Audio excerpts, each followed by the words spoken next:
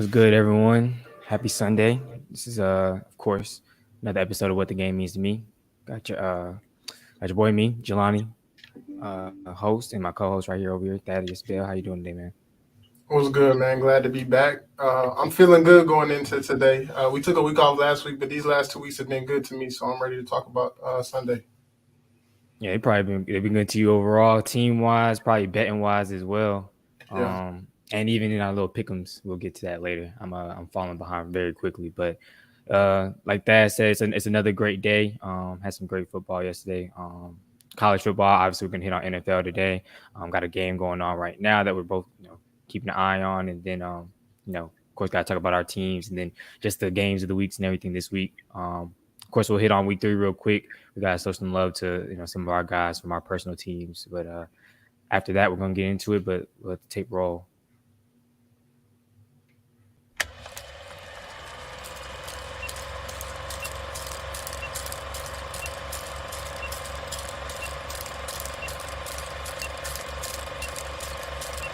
Here's Michael at the foul line. A shot on Elo. Good! The Bulls win! They win! Don't you open your mouth about the best, or I'm gonna shut it for you real quick. LOB. Listen, we talking about practice. Not a game, not a game, not a game. We talking about practice. Lewis gets it to LeBron for 3 for the win. Yes! LeBron James at the buzzer! Pass is caught! Diggs! Sideline! Touchdown! Unbelievable! Vikings win it! What was your mindset when you stepped in the batter's box? Go yard. I mean, I'm a pitcher. Why not swing as hard as I can? I got nothing to lose. It's nothing to man above. Don't put you in situations that you can't handle. Instead of saying why me, they're saying this is what he want me to do. And Cleveland, this is for you. The way we approach the game is the same way we approach life. You do the right thing. You make the right play. Make the right play. And in life, it's the same thing.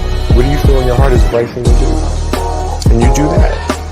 It seems so simple, but sometimes the simplest things are the hardest things to do. And I think it's just that.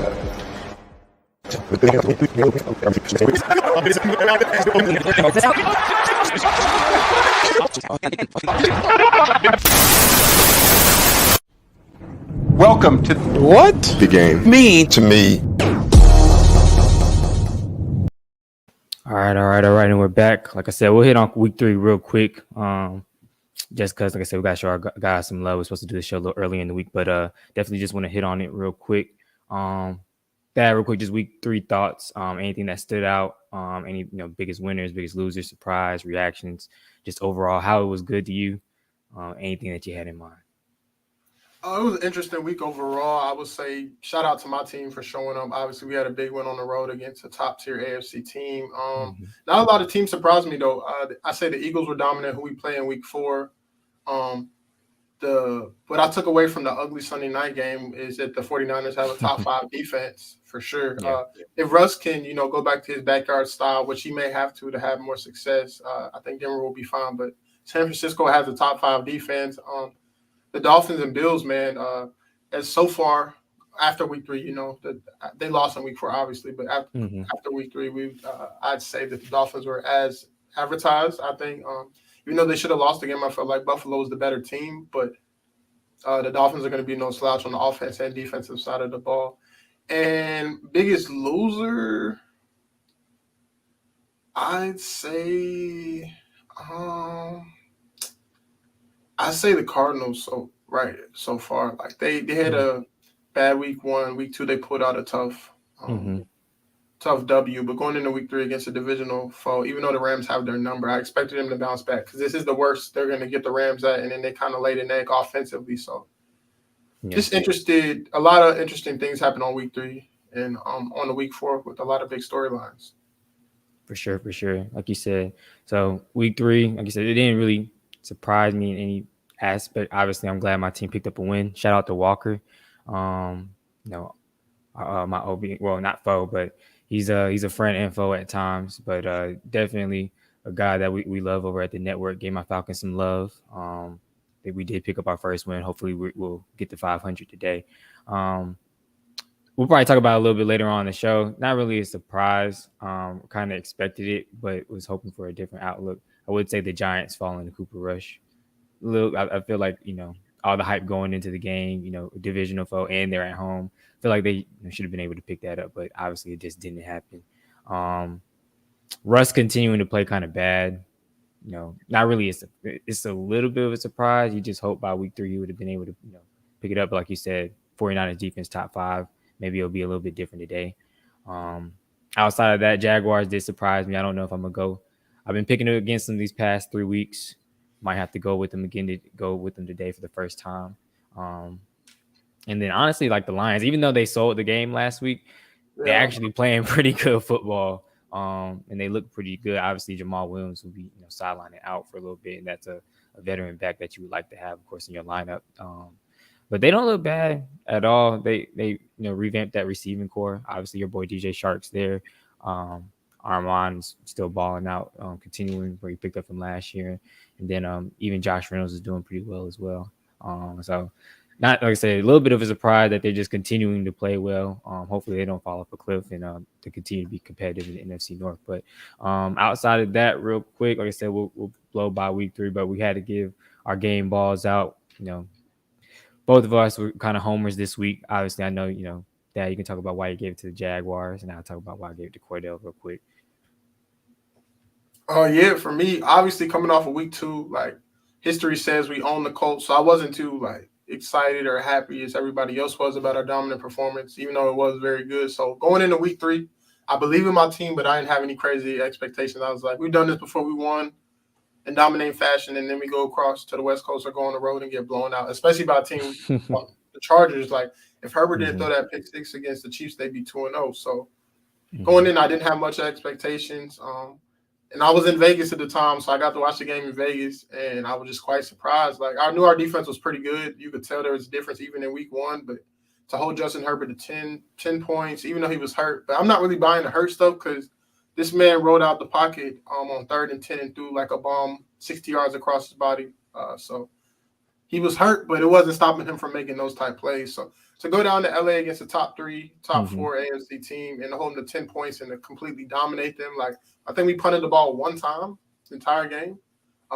Their pass rush, but Bosa and Khalil Mack was completely contained. Trevor Lawrence didn't get sacked at all. He had a pretty perfect game, and we were able to keep it balanced with Etienne and Robinson. So this overall dominating performance is something I didn't see coming. Like, all right, we had a good first half, but like in the past, the Jags would, blow that lead or come out flat in the second half, and they just completely kept their foot on the gas. So I was quite surprised, and I was pretty happy. So hopefully we can do the same thing this week in Philly. I know it's rough conditions, so it won't be a pretty game, but yeah, hey, we got the number 1 run defense in the league right now, so let's see what we can do. But game ball goes to the Jags for sure.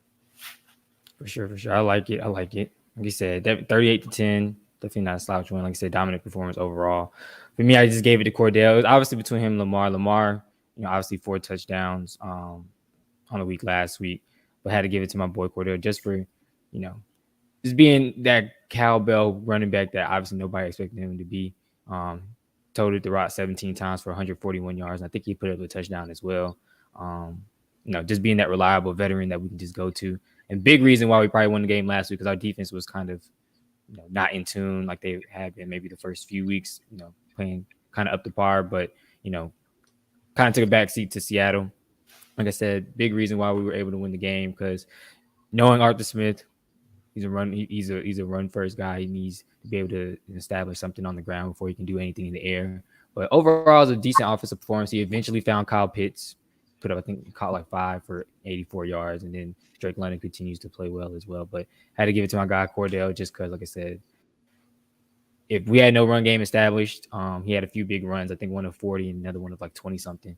We probably would have, been sitting at 0-3 right now. So definitely had to give it to my guy, and hopefully we're able to pick up another one today. I think he's now active, so hopefully he's able to, kind of repeat performance against a team that would be without their top 2 pass rushers. So looking and real quick looking before you pretty move good on, I never get the Falcons much credit, but like I watched a little bit of not the first game, but the last 2 games, and I just think obviously y'all not gonna be that good this year, but offensively, like y'all got some core pieces to build off of. Drake London, I picked him to win Rookie of the Year, Offensive Rookie of the Year. He looks decent. Pitts is gonna get obviously better when he gets more involved. You got Cordell, and then Calvin coming back next year. So if you could solidify the offensive line and get you maybe Mariota, but I know he's not the long-term answer. But if y'all get y'all a quarterback, y'all have something to build off on the offensive end. So that's about it. Honestly. That's the only Falcons praise I'll ever give. I appreciate it for sure.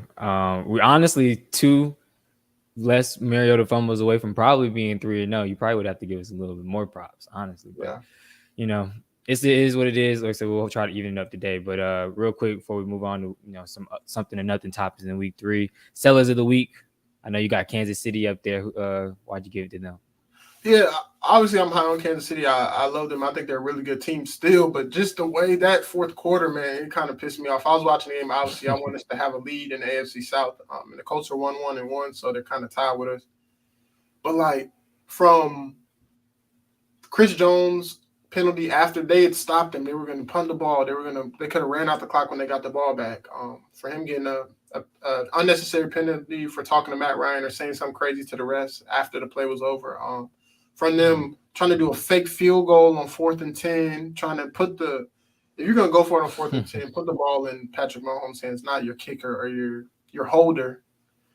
From a team coached by Andy Reid and with a quarterback like Patrick Mahomes, you would just expect them to be a little bit better in those type of situations. Obviously, that's not on Chris Jones. I mean, that's not on Pat Mahomes, the penalty, and Andy Reid, but the fake field goal in that play, like they had the game locked up. And good teams like Kansas City, they usually close those out, and they didn't. This was a completely winnable game, and they could have had the Colts at 0-2-1, and it would have been trouble in the Indy. But they completely blew a game that they should have won, and they should have closed out. And I know they'll learn from this, and they won't let it happen again. I could see if it was like a turnover or a fumble accident, but this is you take your 3, you win the game. You end up probably winning the game or going into overtime. And then if you don't do that, have that unnecessary penalty by a veteran, one of your leaders on the team, and Chris Jones, your captain, come out victorious. So just some boneheaded mental errors by the Chiefs that they won't let happen again, I'm sure. Yeah, they typically have like one game like that a year where they do something like that. But mine's obviously kind of for the same reason. Yeah, that's true. Well, some teams more than others. And that's why I'm kind of about to speak to one of them right now because I have familiarity with it. But I gave mine to Coach Dan Campbell. Lions blew a 10-point lead to the Vikings. It wasn't like a Falcons blown lead, but they did make some boneheaded mistakes. Like he was going for it on 4th down most of the game, but I think he went for it on 4th down, 4th and 1, tried to give it to Jamal Williams, wasn't able to convert. When I think like maybe the drive before that, they probably I think they shouldn't have went for it on 4th down, but it was one of the things. They went for it on 4th down. That was one of the times they weren't successful with it. I think they were 4-6 on the day though, but that was one of the times they weren't successful.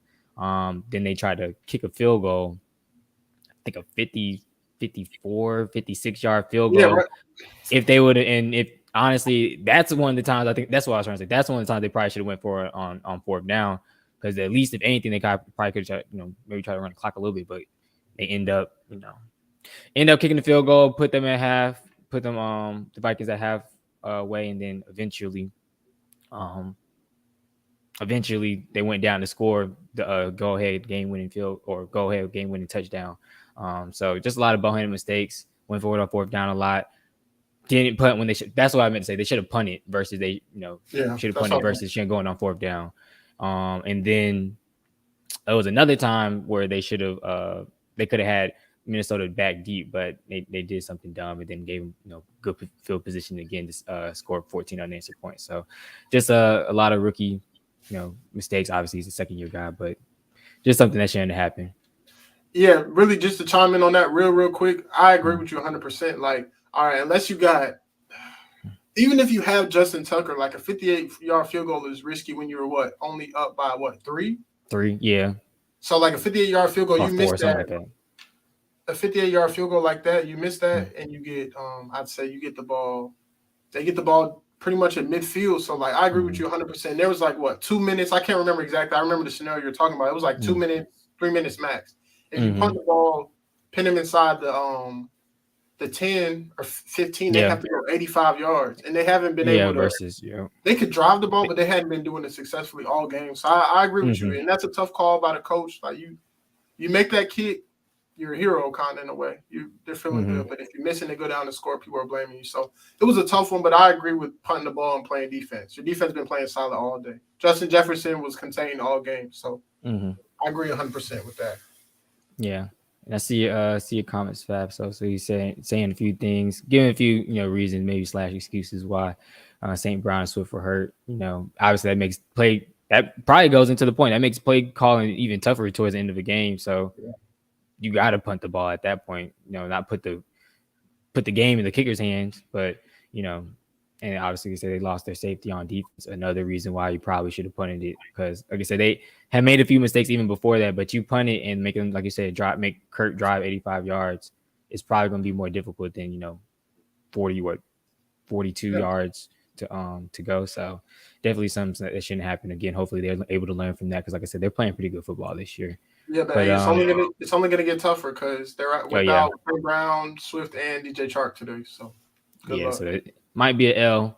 They're still favored to win, but I don't see it really happening. But bringing it back, got to hit on our something or nothing topics for the week. This week we got Lamar Jackson. Of course, a lot of people, in the regular media and just in general, have been talking about Lamar, the type of season that he's had, the type of starter that he's had. Obviously, everybody knows the comments that were made this past offseason where he could win 12 MVPs or something like that and still not be a top quarterback. Just something crazy that anonymous defensive coordinator put out. People love to talk anonymously. Don't never want to put their name behind things. So just something or nothing to start to the season. I believe he's obviously been on a tear on the ground and in the air. He's become more accurate. I forgot how many touchdowns he's put up. I knew it the other day, but how many touchdowns he's put up in the air and on the ground as well. But, a lot of people have him as a front runner for being the MVP this year. A lot of people have been saying he's the best player in football at this point right now. So something or nothing, what do you kind of think to the start of this season, and can he maintain it? Yeah, it's something 100%. Going into the season, obviously there were contract negotiations. They fell through. He said once the season started, they're cutting them. So he's betting on himself. And so far, the Ravens are going to have to pay. He's, if I'm not mistaken, 85% of his team's total offense, which is by far number one. Josh Allen is probably up there too, because he's sometimes their best running back. But for him to do that, and then there's another stat. Somebody can correct me if I'm wrong. He has more total touchdowns than every team in the league but the Lions. I think he has 12 total touchdowns. That's more touchdowns than any team in the league. So, he's a one-man wrecking crew. He's number one in the MVP race. Putting the team on his back. If the defense doesn't collapse, they're 3-0. And I just watched some of the game last week versus the Patriots, man. He was just making some throws. And I think we've always been sleep on. Not me, though. At Louisville, obviously he needed to get better, but I thought he was a solid thrower. Accuracy needed to have a little bit of improvement, but he has a big-time arm. He could stretch the ball. I think he throw the ball 70, 75 yards if need to be. So everything's there, just the accuracy, and that's gotten tuned up. So he looks good, man. It's definitely something. And if he can keep this up, the Ravens are going to have to back up the Brinks truck, or he's going to be headed out of there. And I'd love to see the Ravens without Lamar. So you better pay that man. Yeah, that's all I say.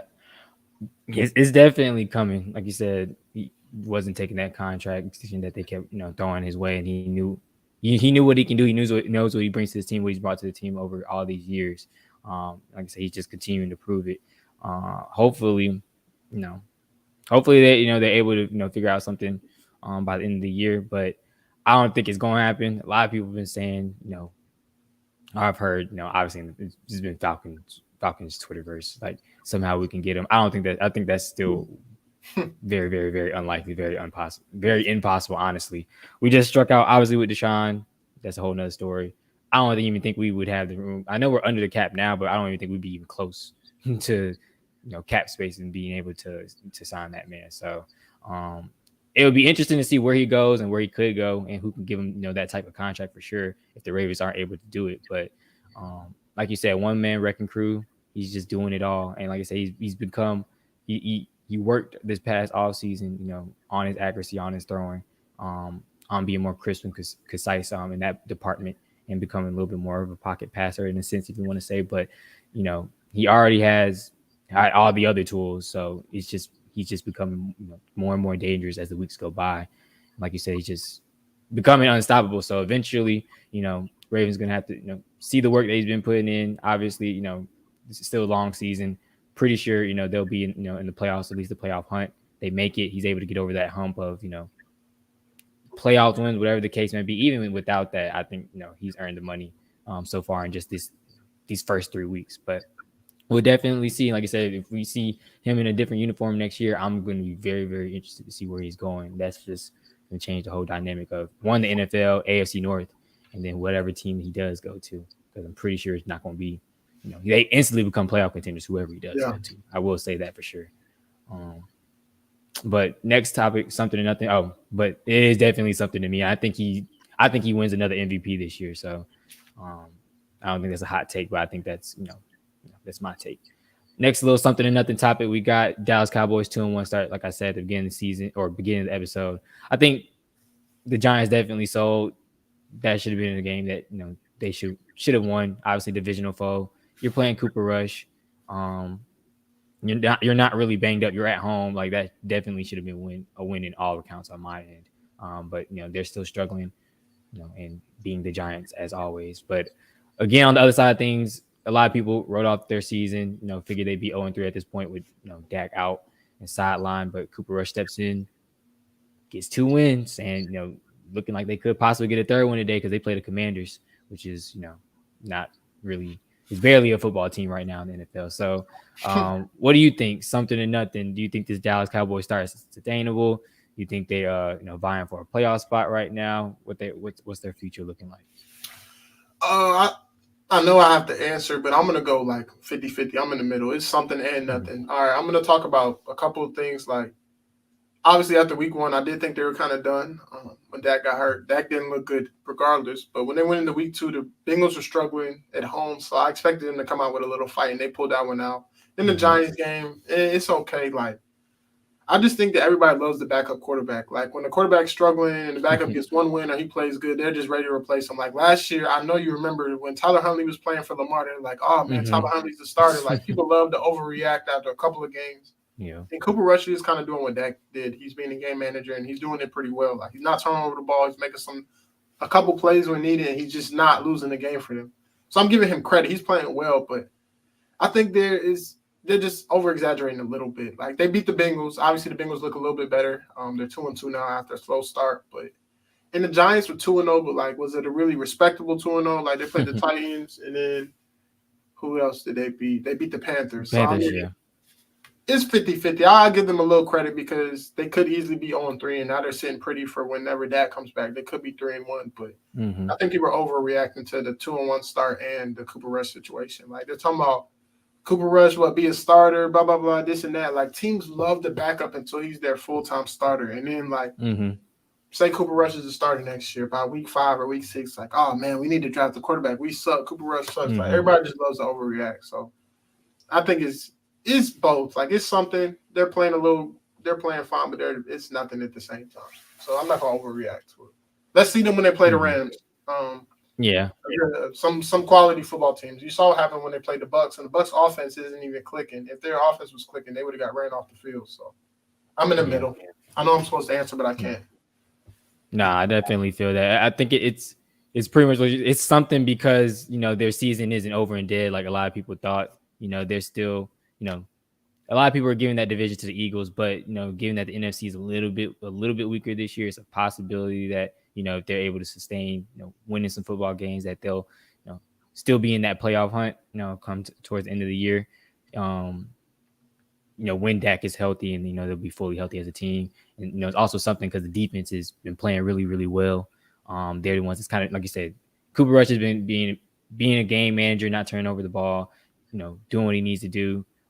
To be able to put his team in position to win, but the defense is obviously anchoring a lot of it as well. But like you said, obviously they played the Giants, they played the Bucs, they played the Bengals, which obviously is a Super Bowl contender, but they're just not the same type of team that we've been seeing this past year. Maybe they pick it up. They did get a big win this Thursday night, but basically picked up 2 wins against teams that kind of iffy, kind of shaky. We don't know what they are this year, and then obviously look terrible against the Bucs. But obviously that's when Dak was starting. But it's like you said, it's nothing at the same time because haven't really played quality football teams. It's the start of the season. A lot of teams are still figuring themselves out. This team's probably still figuring themselves out. A lot of teams that haven't or shouldn't pick up wins probably have been picking up wins. Obviously, we can go back to very, very first week, Broncos losing to Seattle. So, he's doing what he's supposed to do. Like you said, hopefully he doesn't become a full-time starter somewhere. Cause like you said, it's definitely going to be that type of situation. And another thing that you always say is too,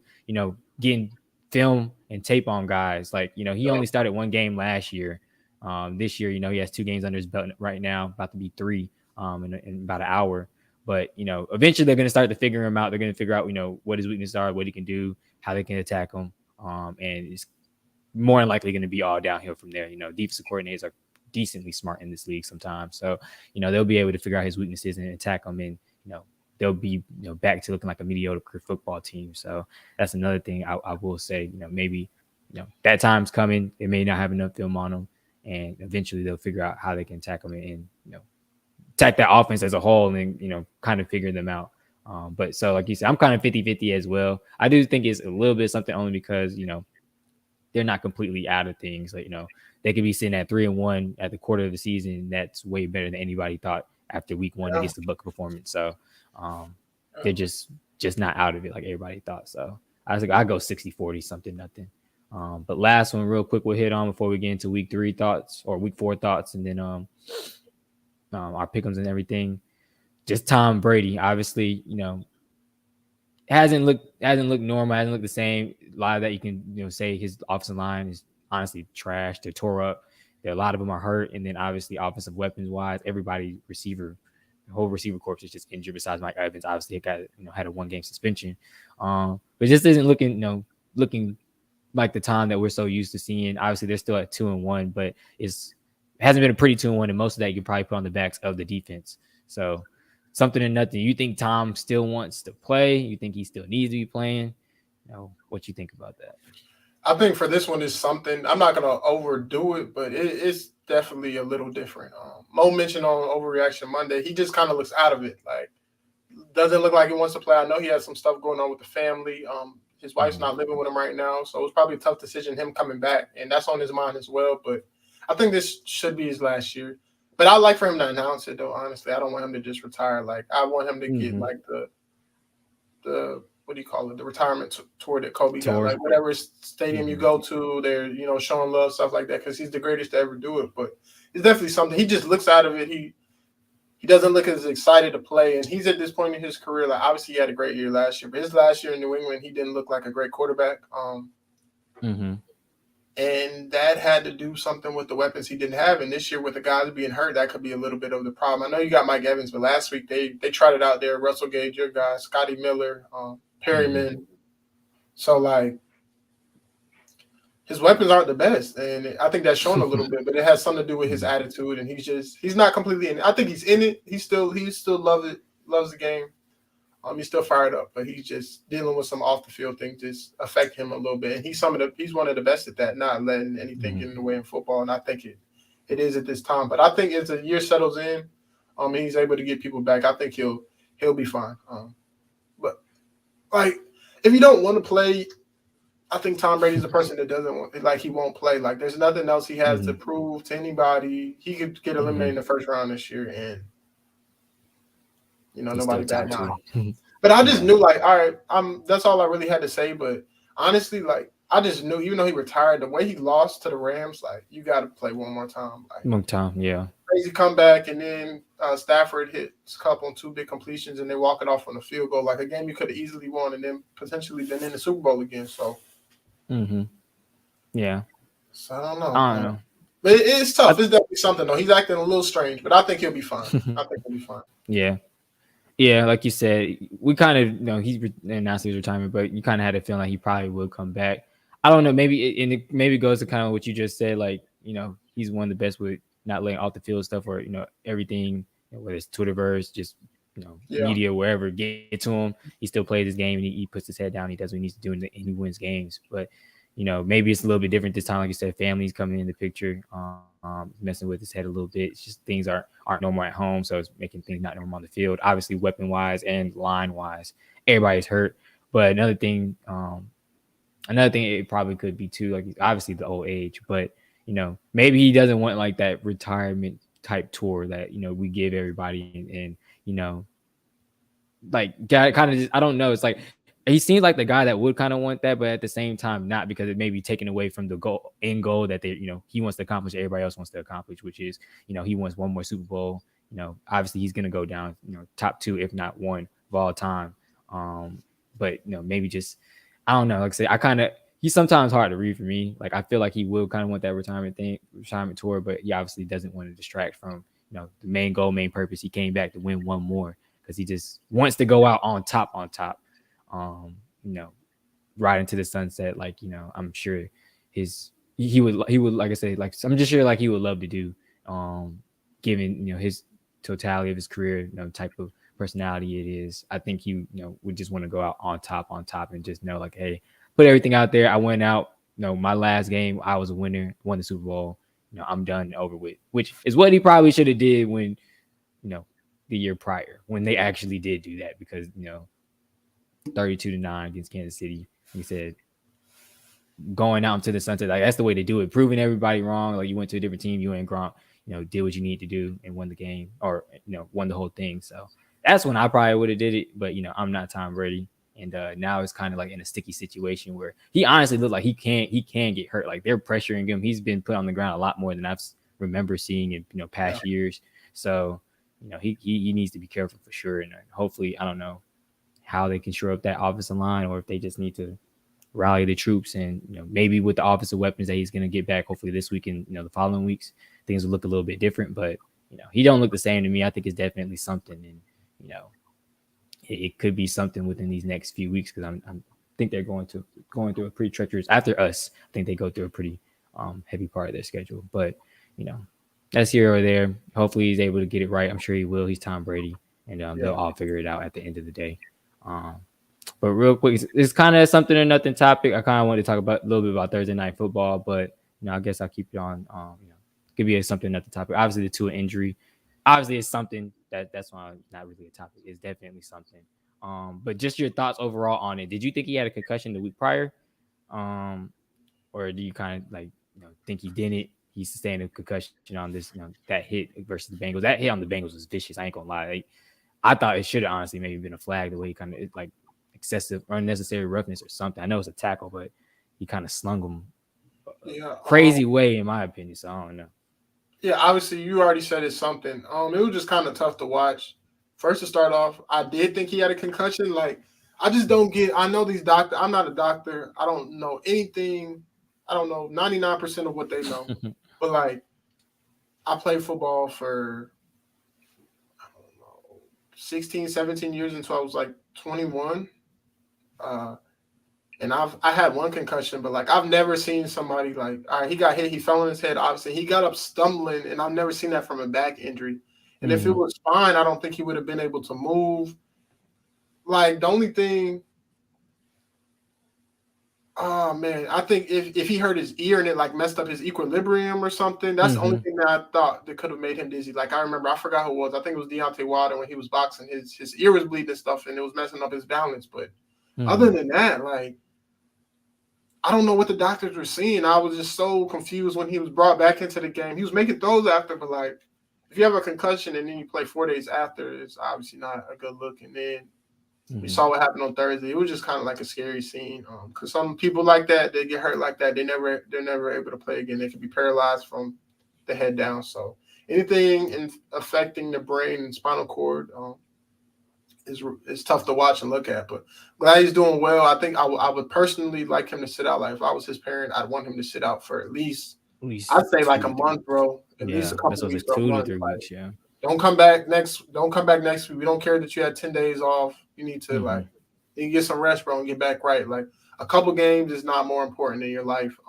Obviously after football there's injuries and stuff, but you don't want to come out the game healthy. Like, you want to come out the game being able to function when you have kids and a family and stuff. You don't want to be in a wheelchair or be like mentally messed up with CTE and stuff. And we've seen how that's affected the league. So it was just tough to watch, but hopefully he shakes back. And some people do need to get fired. I don't think that the Dolphins acted in bad faith, though. Like, I know sometimes it's a business, and obviously some people were like, man, we just need you out there to play. But if this man had a concussion and they lied about it, like, I can't see somebody stooping to that level. Like, the coaches, everybody, like, coming to agreement on that. I just can't see a whole organization doing that. Maybe one person, but not like 20 and 30 people that got to make those tough decisions. So it was just a tough situation. Hopefully they get this right. I saw that they're going to implement something that if anybody shows any crazy concussion symptoms like wobbling or something after week 5, they're not coming back in. So I feel like that should have already been in there, but sometimes something like this has to happen for them to implement a rule. So overall, obviously it's something, but tough situation, and hopefully he shakes back, which he will shake back. Yeah, for sure. I actually watched a little bit before we got on, a little bit of that video. Somebody put in the OBN, OTBN group chat about like the little loophole, and it's like just like not just like everything, but just, like it made sense. Like it's kind of up to discretion in a sense. Like there's a clause in there that kind of is like that says whether you can deem it either orthopedic or neurological, and it's like when I was listening, I was like, obviously concussions, like that's neurological in a sense, but like they were saying like basically they were saying like the doctor has to deem it maybe like is the injury sustained from like an orthopedic standpoint. He was trying to explain, explaining like obviously in like certain things like a knee injury or dislocated shoulder, like things like that, like that's obvious, like you can deem it to that. But like with concussions, I guess it's like it's up to the discretion kind of the doctor to like know like was it sustained from like an orthopedic standpoint. And then he was saying like by the time they get back to the locker room, they can go through the testing and they can be all fine, but essentially they can still like have some of those. Yeah. And I was like, what? So then it's like he was saying something like kind of like fixing it like that basically, because you have to prove that it's a neurological sustained injury versus like just if it's like if you deem it all right, it's not from an orthopedic injury, then just saying like all right, then it's more than likely a neurological cause versus like all right, it's not an orthopedic sustained injury. I have to prove it's a neurological sustained injury in order to like keep them out. And if they test all good, then they can just go back in. I was like, that's crazy. Like it shouldn't be like you got to prove it is. Like you should just automatically deem like all right, if it's not that, it got to be this because like you said, like certain things that was on there like the wobbling, I forgot what they called it, but like just the neurological response with his fingers, like we've seen it with other players before. Like that junk was crazy. So it's like it's a clause like he said that they gotta fix, that they gotta pretty much change that because, and like you said, they're probably gonna do it with partially with the change that you just said that after they're probably gonna put in place as soon as week 5, because it shouldn't be something that they gotta deem to prove. Like that's hard to prove within that short time span of obviously like testing and everything within the middle of the game. So it's just alarming to see like we think obviously like you just said they probably acted in good faith, like, and that's why he said with the investigation it's gonna be weird, like because they're probably not gonna be able to prove that nobody did anything wrong. They probably went by protocol, went by the steps, did everything that they were supposed to do, but it's all deemed like up to their discretion. It's deemed like it depending on the doctor, like if they think so or not. So it's just kind of all up to that person's judgment, and you can't really deem somebody did something wrong based off their judgment. So I don't know. It's going to be a doozy of a few weeks. Obviously they already fired the independent doctor yesterday, and I'm sure more people are going to be in some trouble sooner, rather than later. But hopefully, like you said, he definitely is going to bounce back, shake back, and he'll be all right in the long run. I think about 2-3 games off as well should be like standard for sure. But hopefully, like they said he's able to move all his extremities. He's all right. He traveled back with the team, but hopefully he's able to get right back soon, because I think he might have had concussions, if not concussion-like symptoms, the game prior, and then come back and playing 4 days later, probably not the best thing either. So prayers up to Tua, and hopefully, like I said, he's coming back, more sharp and ready than ever, because the Dolphins, we're looking legit and are looking legit. And, Teddy Bridgewater, I guess he's a capable backup, but obviously I don't know if that offense is going to run the same, as it has been at least the beginning of this year with Tua. So like I said, prayers up to Tua, and hopefully, like I said, they're able to get everything, get him back right, and then be able to continue to have the type of season they were having. But real quick, we're gonna hop into our pick'ems, week 4 thoughts and everything before 1 o'clock kicks off. I'm falling behind very quickly in these pick'ems. I think I'm down like 7 games now, Thursday night, I'm down 8 now because I picked the Dolphins. Wasn't expecting to an injury, and Dad went with the Bengals. So down 8 games. Like I said, Dad's been going 11-5 these past 2 weeks, and it's not looking good or too great for me. I was in the lead last year, but Dad did eventually week by week start to cut the lead down. So hopefully, I'm hoping I'm able to have some of that type of luck as well this week. But this is what the pick'em's looking like right now. But before we do get into our picks for the week, just kind of like some of your thoughts. Week 4 thoughts going into this week. What do you think? Any teams that need a win? Any teams that you're expecting to show out? Any specific player that you expect to have big games? To start off, obviously, this is a good week. Honestly, I could just check off some of the games. Like the Thursday night game was a pretty decent one. It was supposed to be a decent one. You got Jags at Philly. You got Buffalo, Baltimore. I'm definitely going to tune into that. You got Kansas City at Tampa Bay tonight, 49ers and the Rams tomorrow. New England and Green Bay was going to be okay. Mac Jones was there, I think. But, yeah, some good games this week. And players to break out, I don't really have too many people, but I think that Raiders and Broncos game is going to be a shootout. I really do think so. But no, I don't have too many. I don't have too many thoughts about this week. It's a tough pick. And when I was looking at it, I was like, man, like this might be a week where I might go 500 because a lot of these games are really toss ups. Yeah. But I say we might. Well, you already got your win under your belt. We may be getting a second one right now, being that the Vikings are in the lead.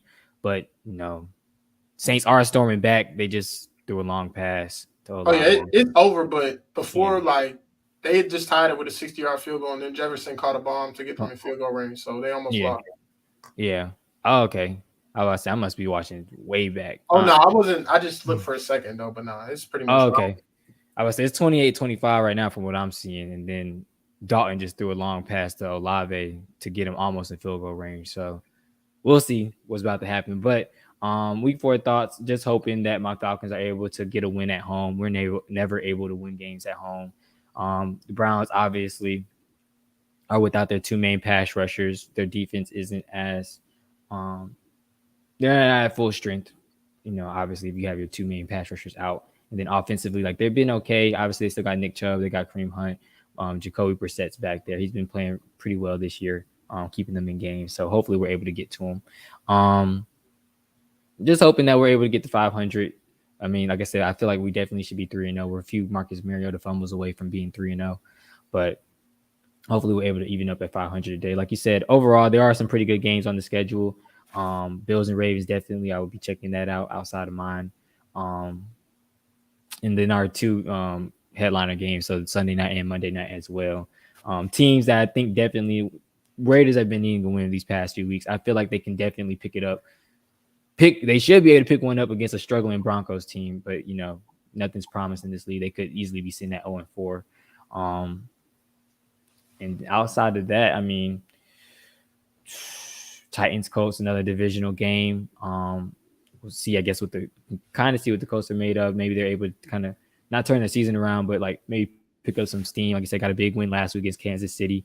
Can get a big win this week against a divisional rival and be sitting close to you guys at the top of the standings. And then even the Lions, they're pretty hurt and banged up today. They're still favored to win the game, though. They're at home. This may be a game that kind of shows what they're made of as well, because they're playing a Seahawks team that they should be able to pick up a win off of. But again, like a Seahawks team that hasn't been a slouch. They've been in pretty much every game that they've played this year. Just haven't been able to pull out but the one against Kansas City. But outside of that, like I said, it should be a good week, and hopefully I'm able to pick up some ground in these pick'ems. But like I said, I already went through Thursday night. Already, went through our game. We both went with Minnesota today. New Orleans, I don't know if they're about to tie it or not. They're about to kick a 61-yard field goal. But Cleveland and Atlanta, who you got on this one? Like I said, man, this week is tough, bro. Like Cleveland should be 3-0. I'm gonna go with Cleveland, but I would not be surprised at all if Atlanta won. Atlanta's been in pretty much every game this year. Have they? In the Ravens game, they came back late, but they still showed some fight. But last week, they ain't look that bad. But I'm going to go with Cleveland in that one. It's going to be a close one, though. I wish Deshaun was playing back at the crib. He would have turned up. But I got Cleveland in a close one. Definitely glad he's not playing, though. I'm going to go with my Falcons. Like again, like this is probably going to be a week we both are very opposite, but it's going to be a make or break them. I can easily get it within 2 games, or I could easily be out of it about 13, 14 games. And I think he missed the field goal.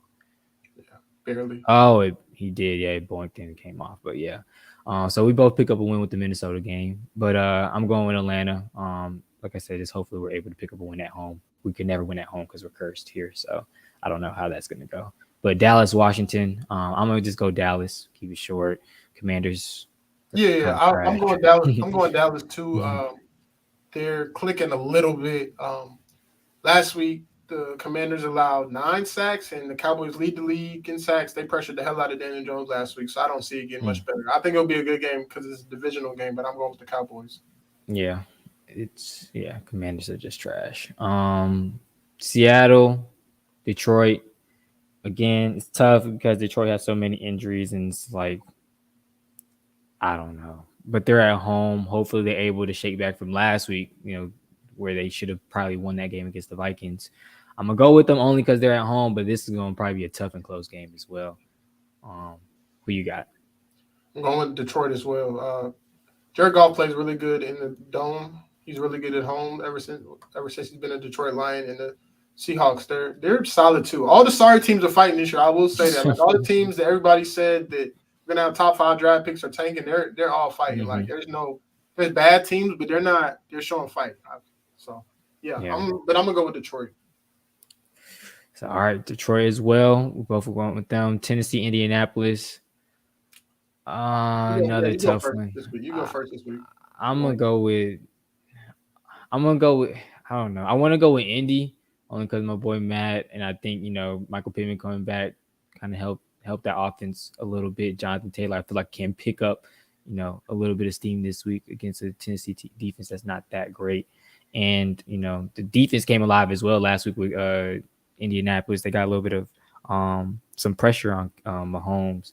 So I'm hoping they're able to put it all together today, but I feel like it's just one of those teams. Not saying because of Matt, but I just feel like it's one of those teams where they'll have a great week and then come back and then just shit the bed the next week. So I feel like they can easily lose this game against the Tennessee Titans. But again, in these type of situations where it's 50-50, I go with the home team, and I think they should be able to pull out a win and, like I said, pick up some steam, hopefully in the AFC South.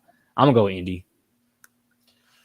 I'm not trying to be like you today. I'm not trying to copy you. I already wrote mine down for this week. I'm going with Indy too. Both teams. This is a talk like. I wouldn't bet on this game. It's a divisional game. Tennessee has beat them at home the last couple of years. I don't know, but Indy won last week. They shouldn't have, but they're feeling a little confident. Darius Leonard's playing for the first time all season, so I think they'll get it. They'll get it done. Mm-hmm. New York, Chicago, another one where it's kind of 50-50. We don't know what either one of these teams are. Chicago's been picking up some wins, but Justin Fields has looked terrible in doing so. And the Giants are just the Giants, and they're at home and have another game that's in front of them that they should win. But again, we just don't know how that goes. Obviously, they lost Sterling Shepard for the year. Kenny Golladay has done absolutely nothing. Saquon has been okay, but Daniel Jones is still their quarterback. I really don't know about this one either. Again, another split one where I just feel like I should go with the home team, but I can see, like I said, even though Jessica's been playing god awful, I can see Chicago picking up this win on the road. I'm gonna go with the Giants, I guess. I know I'm gonna regret it, but I'm gonna go with the Giants to pick up the win today. Who you got? Nah, sadly we're on the same page again, but this is the battle of the 2-1 frauds. Like neither one of these teams is 2-1, but they both are. So I don't know. I have to go with the Giants. Like they're at home, the conditions are terrible again. The Giants defense isn't that bad, I will say that. And Fields is just not the best thrower of the football, and the rain is only going to get ugly. He's going to have another ugly stat line. Hopefully he throws for over 100 yards, but it might not happen. So going with the Giants. Next, we got Jacksonville and Philadelphia. Another tough game. Hopefully, this might be one where we're split. We never know, but I think it's gonna be overall a good game. I'm gonna tune into this one as well. Obviously, 3-0 team versus the 2-1 Jaguars. I know it feels good. Who you got in this one? You know how I'm going, man. Forget to pick them right now. I'm a fan, so I'm going with my team. The conditions are a little rough, which I think plays in our favor. We have the number one rush defense this year. And Jalen Hurts is okay at throwing, but he's still not the best thrower. So raining will hinder him to have some inaccurate. It'll make him have some inaccurate throws, and hopefully we can get a few turnovers off that. But it's gonna be a good game. I'm ready to see where we're at. That's all really. Like, this is what do you call it? Like a prove-it game or a test game? Just to see where we're at. This is the best team we played all year. Obviously, one of the best teams in the league, and it'll show a lot about our football team. So going with the Jags in a close one. It's Philly though, so like it's tough to win there. So I won't be surprised if we had to grind it out. I know the refs gonna try to cheat, but we're ready. I'm gonna go with the Eagles. I just need one more week to see if y'all for real. I do like y'all defense a lot. And like I said, offense is definitely coming along. Obviously, getting James Robinson back and having that 1-2 punch in the backfield has been very vital for y'all. And like I said, the receivers have stepped up. Zay Jones is out today, ain't he? Yeah, he was. They were saying he was gonna play, but it must be bad. It popped up in practice too, so that sucks. But he was our leading receiver, so Tim Jones got to step up. I know nobody knows who he is, but they might know after today. He's pretty in preseason. I know it's preseason, but he was pretty solid. Like, I knew he was gonna make the roster after watching the first 2 games. So. Yeah, so I think I need one more week of a prove it week. I'm gonna go with the Eagles. Like I said, they're at home. Probably at least top 3, top 4 teams in the NFL right now. So they're definitely going to be a tough out. Like I said, y'all beat them. I'm a believer, and then I may have to go with y'all for most of the year this year in the pick'ems. But I'm gonna go with the Eagles today. And we'll see from here on out. But good luck to y'all for sure. Jets, Pittsburgh, who you got? And I think Zach Wilson might be starting today too. Yes, yeah. I'm going Pittsburgh. I can't disrespect Mike Tomlin like that at home. I think the Jets might win, though. Like, if this was in New York, I'd take the Jets. But they're pissed off. They're 1-2. They don't want to start 1-3 at home. I don't know when the last time they started 1-3. And I think Trubisky will play better today. So I'm gonna go with Pittsburgh. But man, I really I don't know. This is why betting's so tough. Like, this game can mess up your parlay. But I really think the Jets might win. But I'm going Pittsburgh. Yeah, I'm gonna go Pittsburgh as well. I'm not a believer in Zach Wilson. I think he's gonna come back and kind of ruin like a little bit what they built. I just don't think he's gonna take care of the football like Joe Flacco has, doing pretty much. Because he's been spreading the ball around a lot. Like everybody's been having big games with them. Garrett Wilson, Corey Davis, Elijah Moore's had a few decent games. Their tight end Conklin's played pretty well as well. And like I said, he's kept them in games, and the offense has looked pretty decent with him under the reins. But I think Zach Wilson's just going to come in and just ruin it in all honesty. So I'm gonna go with Pittsburgh as well. Like I said, can't discredit the greatness of Mike Tomlin. Like I said, he has teams that even last year had teams that we looking at that probably shouldn't even be close to the playoffs, and just finds ways to grind out games and win games, and has a tough unit over there that's a tough out all the time. So like I said, Mitch should play better. Hopefully, I think they should pick up a win at home. Like I said, even it out, be 2-2. Baltimore, Buffalo. One of the games of the days. Buffalo. Probably the best game of the day besides the Sunday night game. But 2 heavyweights going at it. Baltimore has the worst pass defense in the league, and that's a surprise with Marcus Peters and Humphrey coming back. But Kyle Hamilton's they've been straight, but like they've had some rough games. And I think Josh Allen, worst pass defense in the league. Stephon Diggs. But it's gonna be a shootout. I got this game being like a 38-34 type game, coming down to whoever has the ball last. But I wouldn't be surprised if Baltimore won, but I'm going with Buffalo for the sake of the pick 'em. Yeah, it's tough because I want to go with Baltimore, but like I said, this is one of the weeks and one of the games where I can just be further and further away from that top spot in the lead that you've been able to build up these last few weeks. So, but I don't know. Like, obviously, Buffalo. Hold on. Do they got Ed Oliver playing today? And I honestly do not know. I do not know. I'm about to say it's really. And I know mean, Gabe Davis is playing. So that's what I was about to say. Gabe Davis is playing, and like you said, Baltimore's pass defense hasn't been that great this year at all. I know they're missing a lot of guys. So, and the way Josh Allen and the offense kind of not played, but how they managed time last week, a lot of them were pretty upset by that. So I think they definitely bounce back and have a better performance in that category.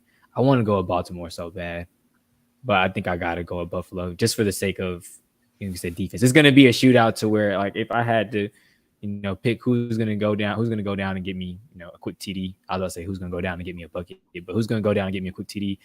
I can bet on Josh Allen, the offense, a little bit more than, I guess Lamar and the Ravens. Even though that sounds crazy, I think I could do that. And then defensively, if it comes down like who needs to stop, I think I'm gonna say I think the Buffalo Bills could pick up a stop more so than the Ravens would be able to. So I'm gonna go with Buffalo on this one as well.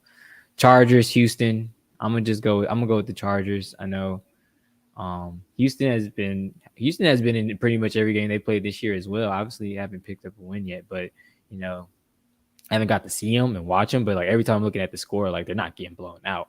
So, and this is they're playing against a team that, Justin Herbert's a little hobbled, has to take some shots in order to be out there fighting for his team. So it's like they could get to him and they could, and they're at home. They could sneak up on this team and maybe pick up their first win of the year. But I'm going to go with the Chargers for now. Yeah, I got to stay the same. As good as Houston's been playing and how much they've been competing, their offense is still a little bit of a problem. And I think Herbert and them, like, they took this loss personally. Like, we're not going to get smacked by another bottom feeder in the AFC South. So I think they might put it on Houston. They won't put it on them, but they're going to beat them.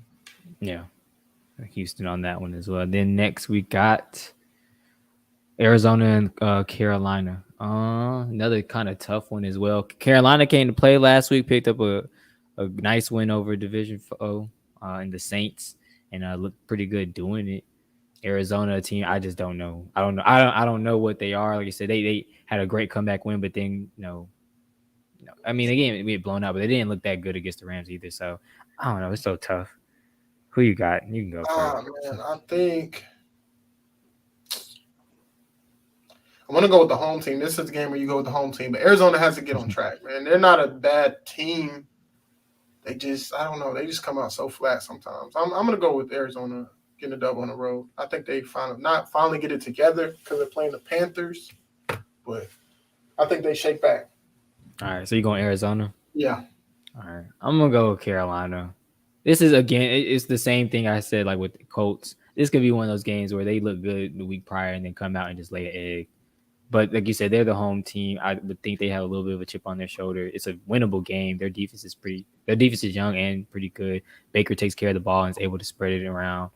Obviously Christian McCaffrey is able to have a big game. Get DJ Moore involved. They got guys on offense that can, torch you for big plays and are big playmakers. So I'm gonna go with Carolina. I think they should get a win. Even up get to 500 as well. So I'm gonna go with Carolina. New England, Green Bay, going Green Bay. Yeah. This one's easy. Mac Jones will help a little bit, but Packers defense looked really good last week. They're forcing a lot of turnovers, and the Patriots offense is very pedestrian, and that's nice. So yeah, easy one. Green Bay, Denver, Vegas. Who you got? Like I said before we started, this is one of the games I'm going to watch. I think this game is going to be a shootout. I think Oakland. I think not Oakland. They're not in Oakland anymore. Las Vegas. I think Las Vegas finally gets in the win column, man. It's good for them to be able to do it against a divisional foe, and I think they'll do it. I think they'll pull it out.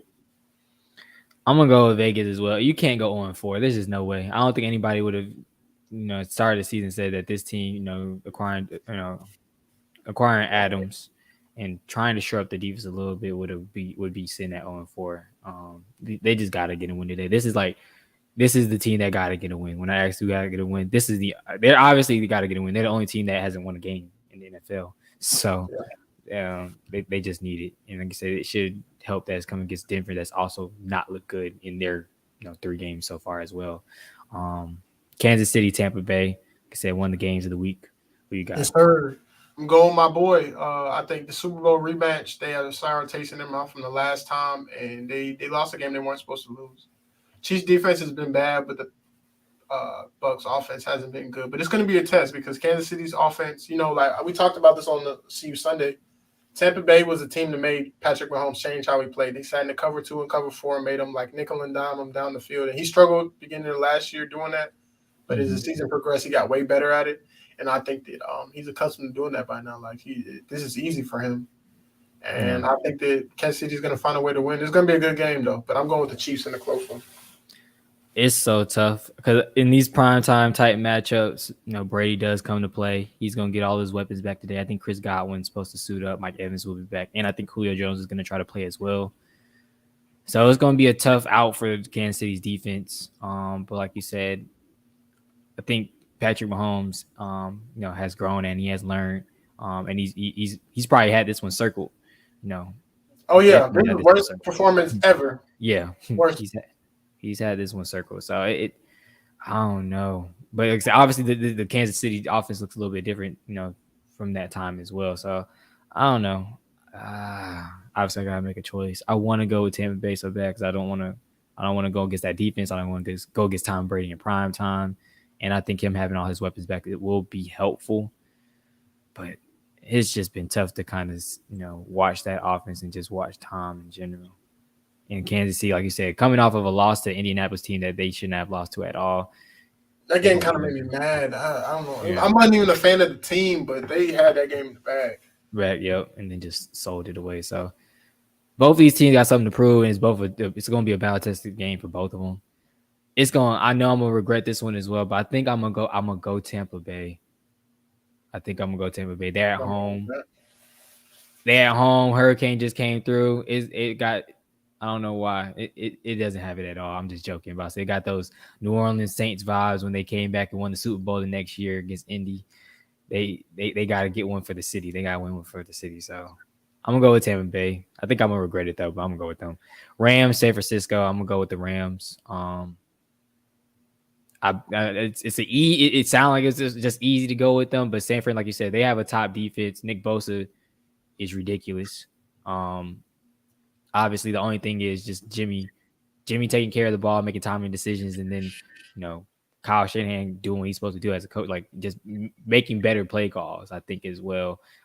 It's really just going to be dependent on that offense because defensively it's going to be a matchup. But I think that's why I'm going with the Rams. I said it's so easy because I just rely on their offense to do a little bit more than San Francisco. So I'm gonna go with the Rams. So you got it. This is a tough one, but I'm gonna go the opposite way. Historically, in the regular season, they owned the Rams and they lost in the biggest game when it mattered the most. So, like I said, this is just like the Tampa Kansas City game. They got a sour taste in their mouth. They were a couple plays away. They were up 10 in the fourth quarter to go to a chance to go to the Super Bowl. And I know, like, obviously the Jags aren't very good, but that game when we were up versus the Pats, like, I still think about it. So this is pretty fresh. This happened in January. So I think San Fran's going to be ready to go. Jimmy G has another full week of practice because obviously he didn't have the playbook. He wasn't practicing with the team. So that's true. Yeah, he didn't have no preseason. It's going to take some time. Like, he didn't even have the playbook. Like, they thought they were going to trade him. So they're like, bro, you can't see nothing. But, yeah. I'm going San Fran. I think they sloppy game last week. Like I said earlier, they have a top 5 defense, and the Rams haven't fully gotten single offense. I don't know what's going on with my boy A-Rod, but either he's slowing down a little bit or they're not feeding him. I don't know what it is, but I'm going to go with San Fran in a close one, and hopefully I win again this week. Yeah, I'm about to say it's coming down. I'm probably going to have to double up on the punishment this week. We'll do one next week. We didn't do one the week prior, but I lost last week, so I got one under my belt. I got to get done, which I already know what it is. And then we'll see about this week. Hopefully, I'm able to pick up a win. If not, or pick up some games to cut down this lead of 8 games that you got on me now. But it's going to be a tough one. Like I said, it's a lot of 50-50 toss-ups, and I feel like at the end of the day, I'm going to be very happy or I'm going to be very, very upset. But that kind of does it. That does it for the pick-ups. Like I said, it does it for the show today. We could finish it out with what grinds my gears, and then just kind of what we're looking forward to today as well, like we already did. But 1 o'clock game's about to kick off. But before we do head out, definitely appreciate everybody for tuning in. Appreciate Fab Sosa for commenting and everything.